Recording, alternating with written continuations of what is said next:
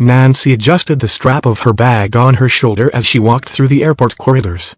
A subtle smile danced on her lips as she imagined Steven's expression when he saw her arriving home a day earlier than planned. After an entire week at her sister's house, the longing had become unbearable, not just for home, but for the small details that built her life with him. There were just a few days left until they would celebrate 25 years together, a quarter of a century sharing a calm routine built with mutual affection and dedication. Without children, they had developed their own dynamic, where companionship filled the spaces of the house. Nancy loved how Steven made coffee every morning, even though he personally preferred tea. It was one of the many small gestures that made her feel loved. The airport was moderately busy for that Wednesday night. The 5 o'clock flight had landed around 7 o'clock, and Nancy felt slightly tired but excited at the prospect of surprising her husband. Her footsteps echoed on the polished floor as she passed through the arrivals area, wondering if he was watching that documentary on architecture that fascinated him so much. It was then that her heart skipped a beat. Suddenly, there he was, Steven, tall with his gray hair at the temples, wearing that navy blue sweater she had given him on their last wedding anniversary. For a moment, Nancy was paralyzed. How did he know she would return today? Could it be a coincidence? Maybe he had called her sister. Her initial impulse was to call out to him, wave, run towards him, but something stopped her, a detail that didn't fit the scene. Steven was not alone. Beside him, a woman of about 30 years old was talking to him. She was beautiful, with dark hair and an elegant posture. She dressed with discreet refinement, a well-tailored blazer over a light blouse, dress pants, and leaned slightly towards him as they spoke in a low voice. Nancy slowed her pace, observing the scene from a safe distance. There was an undeniable intimacy between them, a familiarity that made her stomach tighten. And then, the gesture, Steven reached out his hand to the woman. She accepted it. Their hands remained entwined for seconds that seemed to expand in time, like a drop of ink in clear water. It was not a casual greeting. It was a touch laden with meaning, the kind of physical connection that communicates far more than words. Nancy felt the blood drain from her face. The smile she wore disappeared as if it had never existed. Her hands began to sweat, and a cold sensation spread across her chest, all the way up to her throat. 25 years. 25 years, and never at any moment had she felt the need to question Steven's loyalty. There had never been any reason. And now, in a matter of seconds, the entire foundation of trust that supported their marriage seemed to be crumbling. Nancy stepped back a few paces, partially hiding behind a column. They hadn't seen her. Steven and the stranger were now walking toward the exit, still close, still conversing with that unsettling intimacy. Unable to think clearly, Nancy took out her phone and opened a ride-sharing app to the nearest hotel. Please, she couldn't go back home that night. She couldn't face the walls that had witnessed so many years of history, while her mind swirled with doubts. In the car, she kept her gaze fixed on the window, not really seeing the city passing by around her. The driver attempted to start a casual conversation but soon realized that his passenger needed silence. The hotel room was impersonal and cold. Nancy sat on the edge of the bed with her suitcase still closed next to the door. She looked at her own hands, the same hands that had so often held Steven's with absolute confidence. I knew this would happen one day, she murmured to herself, giving voice to the insecurity she had always carried silently over the years. The impossibility of having children had carved a painful space between them, not for lack of attempts or conversations about adoption that never materialized. It was deeper. Nancy had always secretly feared that one day Steven would realize he could have had another life with another woman, perhaps one who could give him children. She lay down still dressed, hugging the pillow as the tears came in silent waves.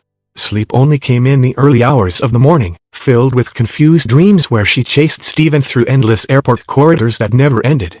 When she woke up, her phone showed 5 missed calls and several messages, all from Steven. Where are you? Your sister said you took a flight yesterday. Please call me. I'm worried. Nancy looked at the words on the screen with an emptiness in her chest. She didn't respond. She spent the day walking through the shopping center near the hotel, entering stores without really seeing what they sold, sitting in a cafe where she barely touched her drink. Her mind oscillated between confronting Steven or simply disappearing for a while longer. She needed space to organize her thoughts, to understand what that scene at the airport really meant. It was only on the second day, after another sleepless night and dozens of ignored calls, that Nancy decided to return home. Regardless of what had happened, running away wouldn't solve anything. 25 years couldn't end with a disappearance. The house was silent when she entered. An almost tangible quietness seemed to embrace her with a melancholic strangeness. She left her bag in the hallway and went to the kitchen, where she found Stephen. He was sitting at the table, head down, hands clasped as if in prayer. When he saw her, he jumped up, his red eyes betraying sleepless nights. "Nancy." His voice came out broken. "Where have you been? Why didn't you call me? Your sister said you came back the day before yesterday. Do you have any idea how much I've been looking for you?" She remained in the kitchen doorway, keeping the distance that now seemed necessary between them. "I saw you at the airport," she finally said, the words coming out strangled. "Holding hands with a woman. Aren't you going to tell me?" Stephen's face visibly paled. The sudden understanding seemed to hit him like a physical blow. His shoulders dropped, and he stepped back, leaning against the table. "Her name is Julia," he finally said, his voice almost a whisper. Nancy remained still. The name meant nothing to her, but the tone with which he pronounced it said everything. There was an intimacy there, a knowledge she did not share. "She's 30 years old," Stephen continued, keeping his gaze down. "I didn't know she existed. She reached out to me 6 months ago, said she was my daughter. I took a DNA test. It's true." The world seemed to stop around Nancy. Words echoed in her mind, reorganizing the entire reality she knew. Her throat tightened, and for a moment, she thought she wouldn't be able to breathe. A daughter? Stephen had a daughter? But how? She finally managed to articulate it. "It was before us," he explained, his voice laden with guilt. "I was young. It was something fleeting. Her mother never told me. She wanted to raise her alone because we were no longer together, and when she died, she left a letter for Julia saying who I was. She found me, and I didn't know how to tell you." Nancy turned her face away, trying to process the information. 25 years believing they couldn't have children, that this possibility didn't exist for them, and now to discover that Stephen could, that the problem had always been. "So it was always me." The words escaped before she could contain them, laden with all the pain accumulated over the years. "Did you know that? You stayed with me out of pity." Stephen approached cautiously, his face marked by genuine pain. "I stayed with you out of love," he said firmly. "I chose you, Nancy. Even without children, even with the pain, with the silence, with the empty space in the room next door. It was you. It always was. I was scared, yes, but not because I am ashamed of her, because I knew it would hurt you, because I love you, and lying by omission was the worst choice I made." Nancy felt the tears escape one after another, silently streaming down the face that had learned to be strong so many times. "You should have trusted me," she said, her voice choked with emotion. "I know." The silence that followed seemed to hold all the weight of the years they had shared, the joys and pains, the secrets kept and now revealed. And now she finally asked, when she found the strength to speak. Stephen took a deep breath, and Nancy recognized in him the man who always faced problems head-on, even when they were difficult. "Now I'm here. If you want me to go, I will, but I hope we can talk, rebuild, fight, love. It's not just peace. It's also a battle, a choice, a decision, and I keep choosing you." Nancy didn't respond immediately. She didn't even know if she had a response. But she also didn't ask him to leave. At that moment, all she could do was feel the pain of omission, the shock of discovery, the confusion of emotions battling within her. In the days that followed, the house was filled with difficult conversations.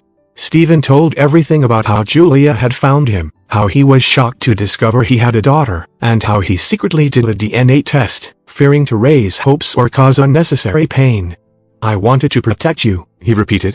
"I knew how much we suffered from not being able to have children. How could I come home and say that I discovered I have a 30-year-old daughter?" Nancy spent hours alone, reflecting on the meaning of it all. It wasn't just about Julia's existence, but about the broken trust, about how sometimes what hurts the most is not the truth itself but the time it was kept hidden. And above all, she thought about love, the kind that is not perfect, that is made of stumbles but also of permanence, the kind that chooses to stay even when leaving would be easier. It was on an autumn morning, almost 3 weeks after the discovery at the airport, that Nancy made her decision. She found Stephen in the backyard garden where he was tending the roses she so admired. "I want to meet her," she said simply. Stephen looked up, surprised. "Are you sure?" Nancy nodded. "She is part of you, and you are part of me.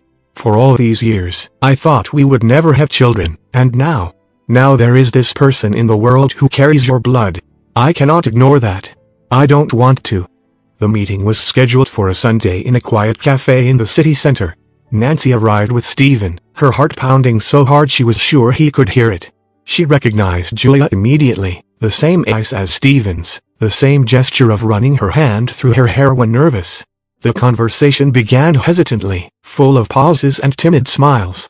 Julia talked about her life, about the mother who had passed away 2 years earlier, about how long it took to gather the courage to seek out her biological father. "I always knew there was someone," she said. "My mother never hid the fact that my father wasn't present because she chose it that way. She never spoke ill of you," she added, looking at Stephen. "She just said you were both very young and she preferred to go on her own." Nancy watched the interaction between father and daughter with a mix of emotions that she couldn't entirely name. There was pain there, yes, the pain of lost possibilities, of years that would not return, but there was also something new being born, an expansion of what she considered family. "My mother taught me that family is who we choose," said Julia at a certain moment, looking directly at Nancy, "and who also chooses us." When they returned home that night, Nancy felt something different in the air, a lightness she didn't expect to find so soon. As they prepared dinner together, as they had done for so many years, Stephen watched her with a look that combined gratitude and admiration. "Why did you decide to meet her?" he finally asked. Nancy thought for a moment, stirring the sauce she was preparing. "Because true love is not perfect," he replied. "It is full of scars and patches. It is imperfect, like us. And yet, it is what keeps us together when everything seems impossible." Stephen approached, wrapping her in a cautious embrace, as if fearing she might pull away. Nancy allowed herself to be held, resting her head on his chest, listening to the beats of that heart which, despite everything, she still knew so well. In the months that followed, Julia became a constant presence in their lives, not to fill the void of the children they never had, but as a new color on the canvas of a picture already rich in detail. They learned to build a relationship of their own, based not on the past they didn't share but on the present they chose to create together.